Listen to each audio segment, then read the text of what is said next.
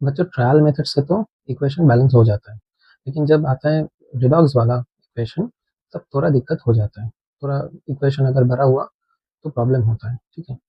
तो हम trial method को छोड़ के आज कुछ नया सीखेंगे, ठीक है। तो जब रिडॉक्स इक्वेशन होगा उसको हम कैसे बैलेंस करेंगे, इसके लिए थोड़ा सा मैथ हम यूज़ करेंगे, थोड़ा सा बेसिक अलजेब्रा हमें यूज़ करना है, ठीक है। तो अब ऐसा एक इक्वेशन है, केमिस्ट्री का ऑक्सीडेशन होता है। तो हम यहाँ पे एक कोएफिशिएंट ले लेते हैं ए, इसका कोएफिशिएंट बी, इसका सी, इसका डी ले लेते हैं, ठीक है।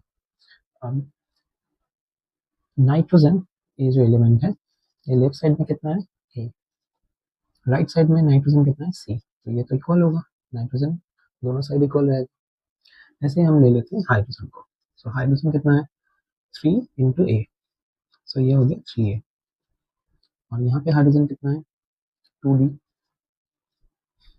ओके, नेक्स्ट हम लेंगे ऑक्सीजन को। सो ऑक्सीजन लेफ्ट साइड में कितना है 2b, राइट साइड में कितना है सी प्लस डी, ऐसा हम लिख सकते हैं। अब मान के चलो कि ए का वैल्यू हम लेते हैं 1। सो अगर ए को हम 1 लेते हैं सो सी भी 1 हो जाएगा। अब डी का वैल्यू कितना होगा, डी का वैल्यू हो जाएगा, ये अगर 1 हो तो ये 3/2 हो जाता है। ओके, अब डी अगर 3/2 है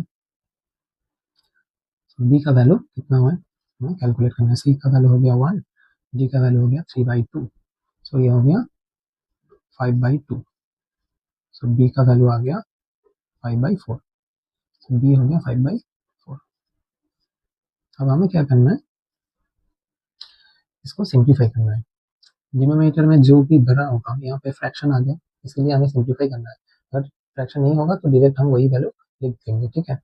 सो यहाँ पे 4 है तो इसको हम 4 से मल्टीप्लाई करेंगे, इसको 4 से कर लेते हैं, इसको भी 4, इसको 4 से।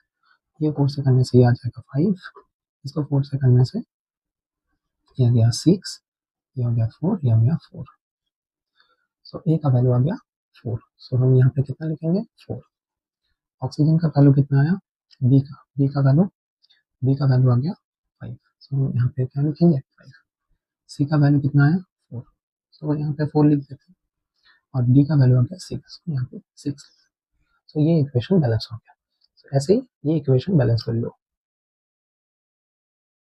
बच्चों ट्रायल मेथड से तो इक्वेशन बैलेंस हो जाता है, लेकिन जब आता है रिडॉक्स वाला इक्वेशन तब थोड़ा दिक्कत हो जाता है। थोड़ा इक्वेशन अगर भरा हुआ तो प्रॉब्लम होता है, ठीक है। तो हम ट्रायल मेथड को छोड़ के